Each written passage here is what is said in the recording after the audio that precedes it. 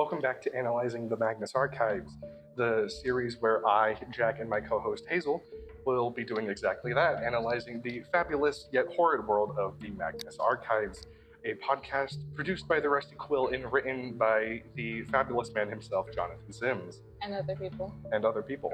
Eventually. It's mostly just kind of John, I believe. It's mostly Johnny at this point. There will be more eventually. Today, we are covering Mag episodes 5 and 6, Thrown Away and Squirm. A couple of, again, the earlier ones that they're good. Again, weird. There's a lot of weird you get into, especially with episode 6. We'll find out a little. Yeah, Thrown Away is one of my favorite ones, and going right into Squirm, not as much. Yeah, not as much. It's not that it's bad, it's just weird. That kind of out of the way. Go listen to these episodes if you haven't already, of course. Links will be in the description, and in one of these corners, I'll hopefully figure that out. I haven't figured that out, how to do that yet. But other than that, again, links will be in the description to both these episodes and the Rusty Quill YouTube channel. And if you want, listen to all 200 episodes and come back. All 200 and Protocol. You will eventually. Hopefully. Eventually, it's a warning. There eventually is a warning, a threat. But with that out of the way, we shall get into Mag episode 5, Thrown Away. Statement of Kieran Woodward regarding items recovered from the refuse at 93 Lancaster Road, Waltham Store? Waltham Store? Do not pronounce the ham. Leave the ham out. Okay. But anyways, Kieran Woodward is a refuse collector, so basically the garbage man. Garbage man, yeah, American equivalent. For Walt. The trash man. The trash man. I'm the trash man. Walton, trash man for the Walton Forest Council, who he also works with David Ataya, Matthew Wilkinson, and Alan Parfit. And on one such route, picking up trash, they go to 93 Lancaster Road, and they discover a bag, black bag that when... It's a bin bag. It has assorted doll heads in it. Yeah, different like hairstyles, skin colors. They're all completely different, so they can't be from the same mold. And he says they look like they've been drug across concrete. Yeah. So they're pretty scratched up, roughed up, all that sort of stuff. But then again, it's trash. Not Alan. Sorry. Kieran explains that it's not odd that they see the occasional weird stuff, but something like this is a little thing to keep note of, and that's what most of them do. He goes in a little bit of a montage, and he's like, the bin man knows everything. Yeah, your local garbage man always knows you personally. So watch out for that. That's the real core of this. But yeah, the rest of them keep track of this, of 93 Lancaster Road, and Alan is a little, amused. He finds it hilarious. He's a little, like a little goof, little gaff, and the rest of them just make sure to keep an eye on the house thereafter. And then a few months go by. Later in the summer, I believe it's months later, they find another strange bag at number 93. And while Matt and David were discussing what they should do, because it looked weird. It's really light. Yeah, really light bag. It's really light. Alan decided to come back to see what was going on. Kieran noticed that his eyes were curious wonder, is what I describe it. Of bro wanted to know what was in that bag. And when they opened the bag, or I think Alan or Kieran accidentally ripped the bag on a brick or something like that. It's either that one or the last bag that was ripped. Both of them get ripped. Eventually. They're very bad at picking up these bags. Bad bin men. But no, this bag has what seems like a single, wide strip of paper, and it's again this one single thing that fills up this whole bag that has Latin words on it. That is something about the Lord's Prayer. Yeah, it's the Lord's Prayer in Latin, and it's slightly singed on the edges. Yeah, slightly burned, got a little crease. But again, another weird bag they find at this house, and nothing to be a note of. It was the third bag, because everything comes in threes. Everything comes in threes. A couple weeks later, after the second bag, that this one had weird bumps all around it, weird texture going through the bag, and when Kieran tried to pick it up this time, because apparently everyone wants him to pick it up, it rips on probably a brick, maybe, and thousands of teeth begin to pour out of said bag, of various states of decay and yellow and teeth. He knows that he assumes they're all human teeth, but then again, he doesn't know. Yeah. But after that, they decide to call the police this time because that, finding a trash bag full of thousands of teeth, little disconcerting, to say the least. So the police arrive in what Kieran describes as relatively quickly, surprisingly, which again, that actually just thought of something in my mind that we can bring up later. Okay. In the spoiler section. But yeah, the police arrive and they decide to knock on the door for the house at this 93 Lancaster Road, and it's an old couple. An elderly woman answers the door, and they both seem very distraught. They don't know what's going on. No clue what's going on, which leads to believe someone is leaving these bags on purpose at this house. They're terrorizing this old couple. But then after that last, the police don't really do anything after. They pick up all the teeth and they take it away. But after that, Alan begins to be strange over the next few days, few weeks of them all working together. He gets more irritable when the other people ask about his health or how he's doing and stuff like that, and he just seems really tired, big bags under his eyes. And he admits that he's been watching the house to see who's leaving the bags, and they're not coming regularly. No. So, pretty odd hobby. Yeah, Alan admits that he's been stalking 93 Lancaster. Kieran also mentions that he's been thinking about it, of just casually watching the house just to see if anything happens. Later, Alan's fired for falling asleep at the wheel, not causing any damage. The garbage truck was going slow enough, but they did hit a car. So Alan was promptly fired and replaced by a guy named Guy Wardman. Which again goes back to Jonathan Sims, the person. Beautiful name. I don't think I've ever met someone named Guy in real life. To later, August 8th of 2008. Again, the time this statement was made was about a year after these events when it was given to the Magnus Institute. But on August 8th of 2008, around a little bit after 2 a.m. in the morning, Kieran is receiving text messages from Alan saying, "Found him." And Alan, little distressed by this, he messages Alan if, messages Alan? Yeah, Alan messages Alan. I've been trying so hard to keep saying Kieran and not Alan for some reason. Fine. Kieran messages Alan. Yeah, Kieran messages Alan a bunch with no response from Alan whatsoever, but Kieran knows where he probably is. So then he goes to 93 Lancaster Road. It has to be here. It has to be here.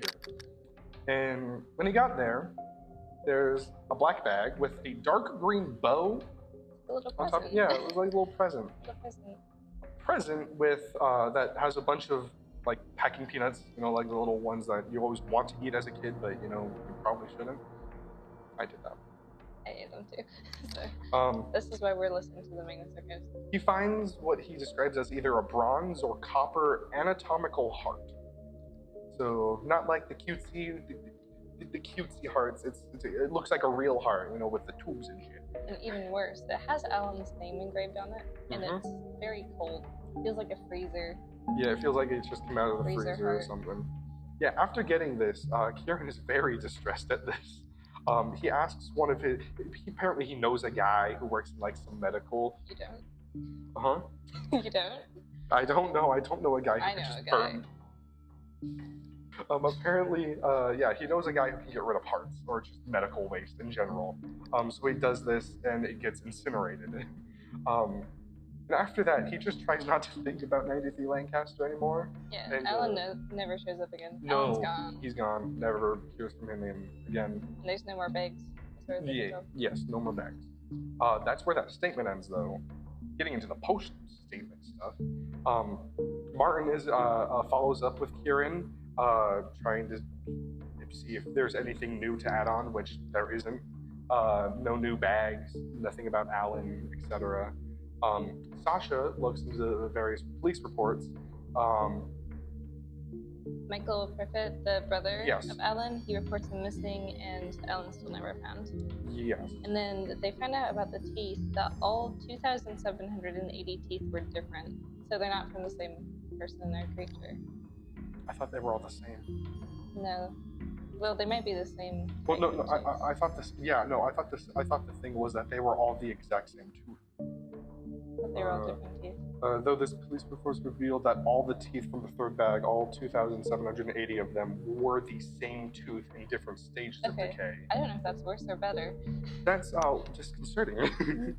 But yeah, no, they're all the exact same tooth, just in various different stages of decay. Freaky.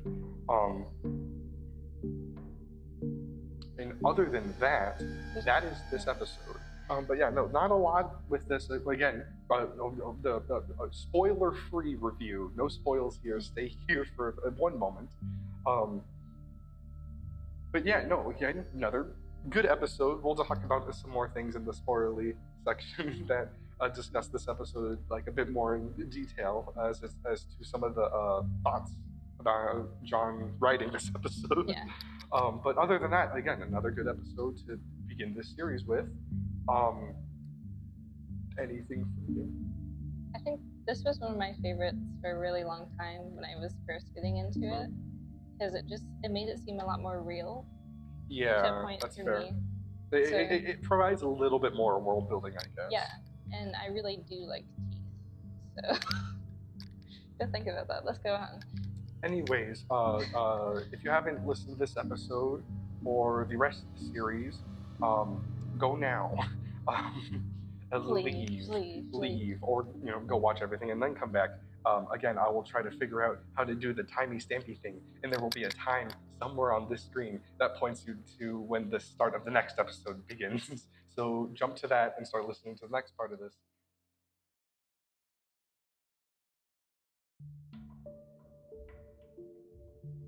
Spoilers moving forward for the next little bit here. Spoilers. In the season 4 Q&A, I was reading up on that. Whatever entity's main thing was supposed to be was the flesh, but especially when the series was first beginning and all that, and people started learning about the entities and whatnot, everyone thought, or at least it was most consensus, that the different bags were from different entities, which I could see either way going. Its intent, or no matter what. And also, it is noted that whoever is supposed to be doing this, if it was the flesh, like mainly the flesh, was supposed to be Tom Han, which is the same Chinese guy who cannibalized people and put him in his food, right? Yeah, and I'm not really sure. No, that's the same guy. I'm not really sure how someone could connect it, especially since this statement is so vague. Yeah. They don't leave any hair behind the scene or anything. The connection is difficult, and Johnny does mention that at this time the whole podcast was so unsolidified in what they were doing that they couldn't really write it that way. Yeah, which is fair. Again, probably starting something like that is difficult. I wouldn't know, but nonetheless, it is still a good episode. But some of the things and theories of people is that the doll heads are from the stranger, the burnt cabbages, perhaps desolation, the flesh, teeth. It's a really good idea. Yeah. I don't know why they would be terrorizing this old couple, but... Or maybe that's not the intent. Maybe there's just hey, thousands of teeth, bag. There's another thing I noted when I was, link in the description for the Magnus Archives wiki. Big help on doing a lot of this. So we're not listening to every single thing thousands of times to remember everything. But as it says, maybe the eye, perchance, for the Bin Man's ritualistic observations, and especially Alan's curiosity, which perhaps no real evidence for it, but sure, that'd be a fun theory, I guess. Another thing which I find very interesting is for the extinction, for the post-human implications of garbage and old relics of humanity being discarded en masse. Which, again, another cool idea. Cool idea, but also the leap from garbage to the end of the world. End of everything. In Mag 72, the house's location is close to the restaurant, in Mag 72. And another thing, we learned the names of the two officers. It was Suresha and Altman, which were the two officers who dealt with the teeth thing. And Officer Altman could be there's two other Altmans in this series. Again, thank you, Johnny Sims, you hack. They could either be a Leo Altman, which was a sectioned officer that was mentioned in Mag 73, or a Harry Altman, which was mentioned in Mag 43. So it could be either of them or another one. Maybe they're triplets. Who knows? There's another, the deluxe transcripts for the episode in Mag 33. That is the case where Tim Stoker has note inconsistencies for John, and he mentions Alan Parfit went missing in 2008, not 2009, which is a funny thing. I don't know. I'm pretty sure it's just the gag that they had in that. But then again, I think that might be one of the first times we actually hear Tim speak in this series. Yeah. Yeah, I'm pretty sure that is the first one. It'd be the second one, maybe. Maybe, perchance. Eventually. But, yeah, and that Tim mentions that was reported by a college student that was using the Magnus Institute's resources and noted that mistake. Okay. Okay. Tell us what your bin bag would be full of. I think that's my bin bag? leave that down in the comments. What would your bin bag be full of? In general, if you could fill a bag with a random weird stuff, what would that be? What would it be? Now, bag number 6. Squirm. Okay, welcome back, everyone. Welcome back to those who the cowardly people who can't watch sex episodes of a podcast. Welcome. I mean, again, nothing is really like stated. It's just like the guy just mentions, it's like, oh yeah, we had sex, but the implications of everything is what makes it horrifying. Yeah. Okay. This is statement 0140912, and I am right. Yes, you are. Okay. Statement of Timothy Hodge regarding his sexual encounter with Harriet Lee and then her subsequent death. So, Timothy Hodge is a freelance designer, or mostly. He does some work with other people, but mostly just works for himself. Fair enough. Good for you. He worked from his flat in Brixton on various projects, and after a particularly long project on November 20th of 2014, he decided to go out and unwind at the local bar. He initially wanted to go with some friends, but they all said no. I think, if I remember correctly, it's the middle of the week when he offers this. Yeah, middle of the week. No one else wants to party with him. Everyone else is working. And, quote, he wants to get wrecked. That's what he says.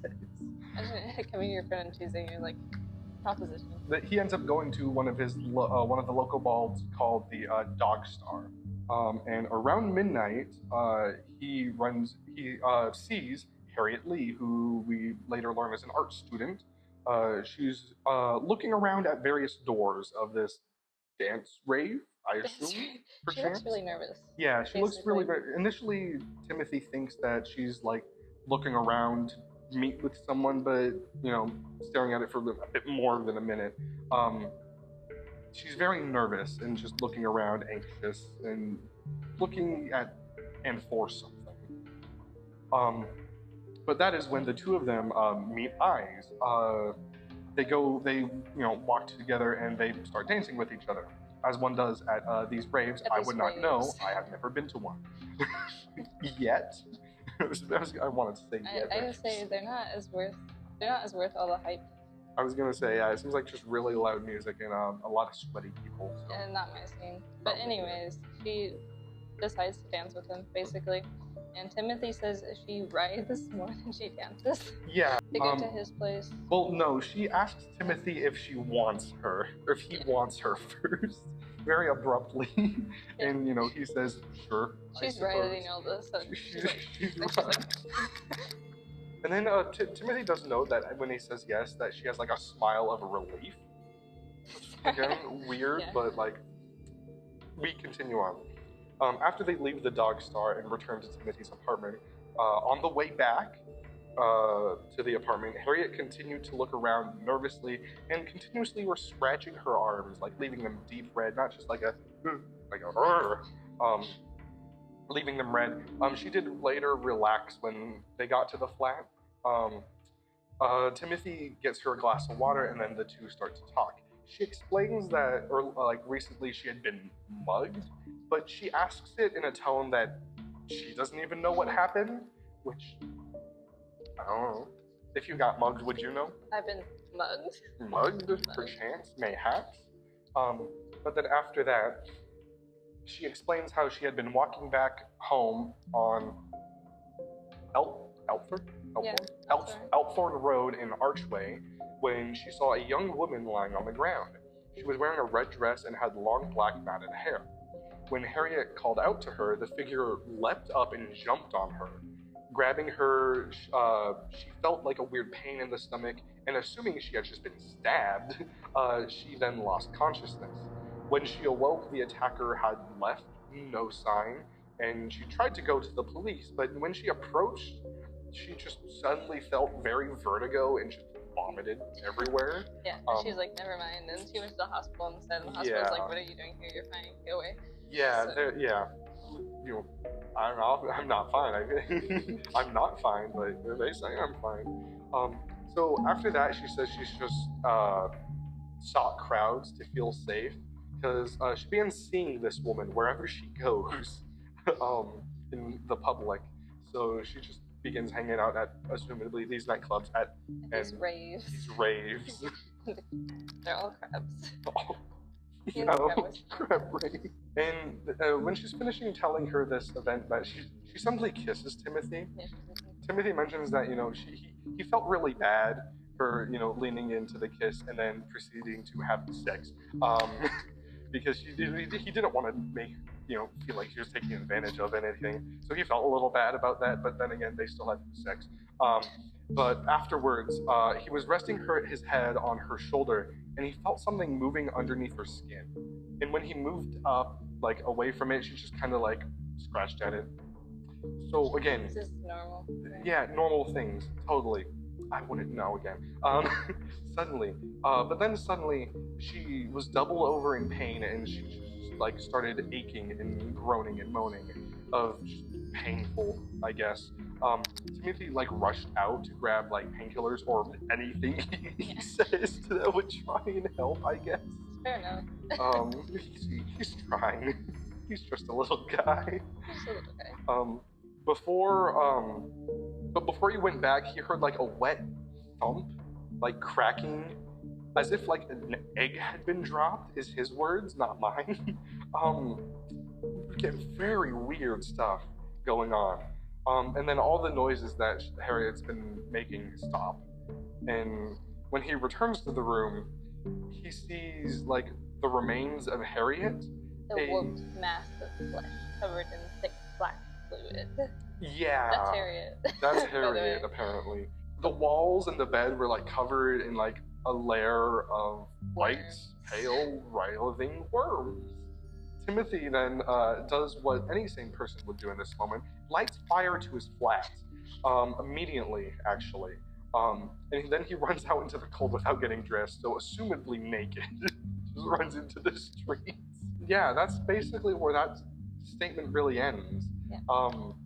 After this, some of the things that's noted is that Sasha, post-statement, Sasha looks into the police reports and finds that there was no evidence of arson, nor were there any human remains that were found in the flat.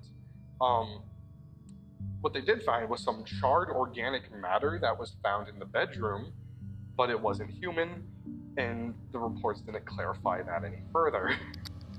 They love to just say organic matter in these statements. Organic matter. Organic matter. Of what? There was also a report of Harriet Lee's disappearance, which was reported shortly after this whole ordeal happened. Jonathan Sims. He proceeds to report Timothy to the ECDC? Yeah, he reports Timothy to the ECDC, the European Center for Disease Prevention and Control. And he's kind of just I hope they get to him in time.